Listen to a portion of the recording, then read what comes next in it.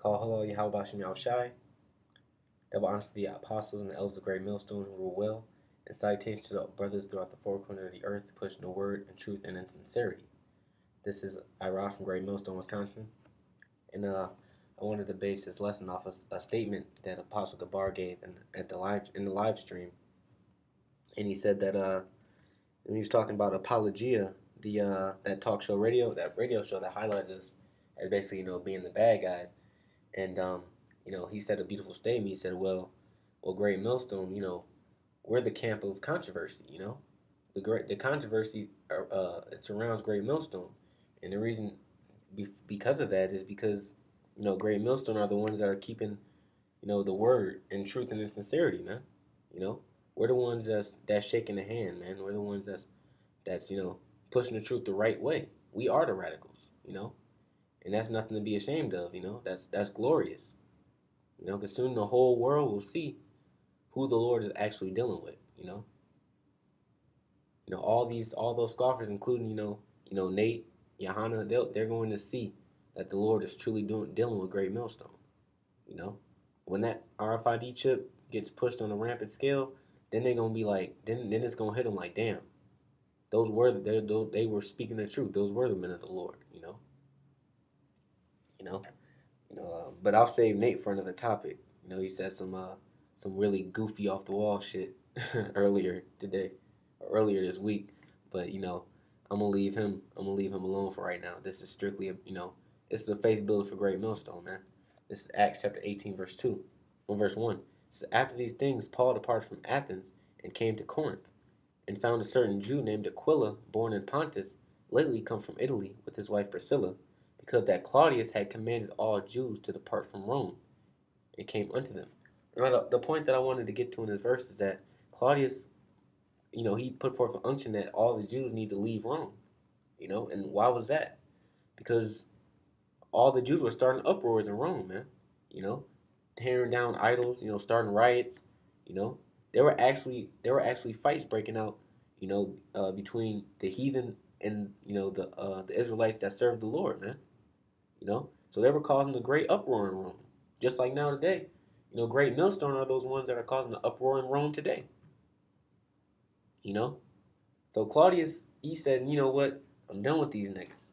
These niggas can go back to Jerusalem, their homeland, and get the hell away from hell away from us, so we can worship our other gods in peace. Because I'm pretty sure, when other brothers like myself, other brothers get into the truth, man, their first reaction is anger, you know, and anger for everybody around you, you know, and you got that passion. So of course there are fights breaking out, man. If I walk down the street and I seen an Israelite praying in Diana, of course I'm gonna be pissed off, I might share some words with him that make him want to fight, because what he's doing is making me want to fight, and that's not the persona that Great Millstone tries to have, but that's the persona that the Lord put on us, man. That's the spirit that the Lord put on us, you know, and that fighting, passionate spirit, you know, and that's because of this scripture right here. This is Isaiah chapter 58, verse 1.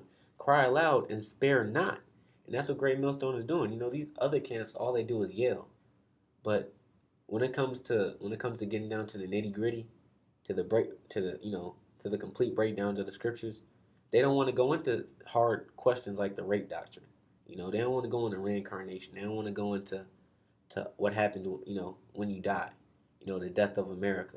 They don't want to go into anything like that, because they're how you say it? They're saving these people's feelings, man. But the scriptures say, "Cry aloud and spare not." And that's what Great Millstone is doing, man, according to the scriptures. We don't spare anyone's feelings. We don't care how you think, who you are, or what you have to say about it. We're going to proclaim the words of the Lord, and that's that. Lift up thy voice like a trumpet, and show my people their transgression, and the house of Jacob their sins. And that's what we do on the daily, man. We show the whole world their sins. Not just Israel, we show the whole world their sins. And that's what true prophets of the Lord are going to do. Now, this sounds like, for doing this sounds like, damn, like, we got to tell the whole world, their sins and where they going off at, where they breaking down the scriptures wrong. Ain't nobody going to like nobody like that, you know? That's why the world is starting to zero in on Great Millstone. That's why we cause this uproar and this controversy of these strenuous topics of the scriptures, because we go into the breakdowns, and we gonna tell it like it is, no matter who you are. The scriptures say, and Ezekiel says, tell them whether they hear or whether they forbear. You know, in Second Ezra 15 it says, don't let the incredulity of them trouble you. So we don't care what anybody has to say, man. For the Lord, we're gonna go all out. And that's the problem, that these other Israelite groups, and including these Christian groups, these other religious faiths or whatever, the really it's Esau, the so-called white man. He hates us for this because we're speaking against all his his infidelity and his wicked abominable acts, you know. And like I said earlier, man, riots ever actually broke out from prophets speaking the word, man. And sometimes, fights do break out when we speaking outside, but that's part of the affliction, you know. That's what comes with the territory of being a man of the Lord, you know. This is Acts chapter 19, verse 20. Verse 21. After these things were ended, Paul proposed in the Spirit, when he had passed through Macedonia and Achaia, to go to Jerusalem, saying, after I have been there, I must also see Rome.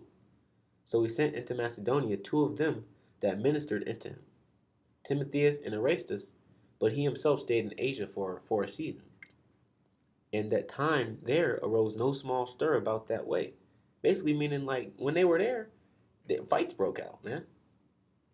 Because when you break it down in scriptures, you're going against everything everybody believes and that's been taught from generation to generation to generation. So you're breaking down people's whole lives and telling them that it's a lie, and telling them that their gods that they worship are no gods. Now you can see how Jake gets angry when you tell him God don't exist now. Just imagine if you tell him all 365 of his gods don't exist, you know? And don't not to mention the heathen. It says, for a certain man named Demetrius, a silversmith, which made silver shrines for Diana, brought no small gain unto the craftsmen, whom he called together with the workmen of like occupation, and said, sirs, ye know that by this craft we have our wealth. Moreover, ye see and hear that none alone at Ephesus, but almost throughout all Asia, this Paul hath persuaded and turned away much people, saying that they be no gods which are made with hands.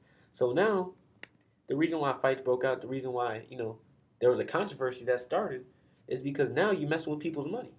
People make money, crafting these false idols and these false gods out of silver and wood and stone, and create, painting these pictures and selling the pictures and selling these little trinkets, and they're actually making money off of these gods.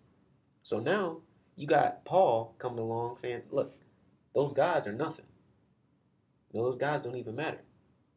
You should take those chains off, take those rings off, the ankle bracelets, the toe rings, the bracelets, the watches, the rings. Take all of that off, because all of that's an idolatry. But these people are actually making money off the idolatry. So now they're getting pissed off and mad. Just like today, we tell our people, like, take all this bullshit off, man. Take all this idolatrous jewelry. Take down the Caesar Borgia picture. Take off the cross and all of that. So now, not only are you messing with people's minds, people's family values, but now you're messing with people's economics and their money. It says, so that not only this craft is in danger to be set at naught, but also that the temple of the great goddess Diana should be despised, and her magnificence should be destroyed, whom all Asia and the world worshipeth. So now it's like, damn, not only, we can't make our money, but now this Paul, he's tearing down our gods. And when they heard these things, they were full of wrath. Let's look at the word wrath for a second. I'm pretty sure everybody knows what it means, but I just want to make a point. That's the Greek thymos.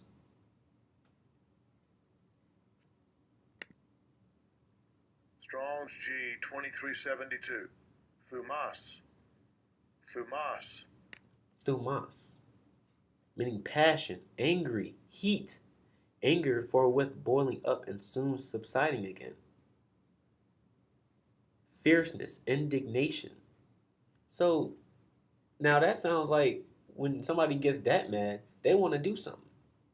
You know, that's why the prophets got killed, man. That's why the prophets got stones thrown at them, and they got insulted, and they were hated, man, because we are the ones that are holding up the standard for Yahweh Ba'Shem Yahushai.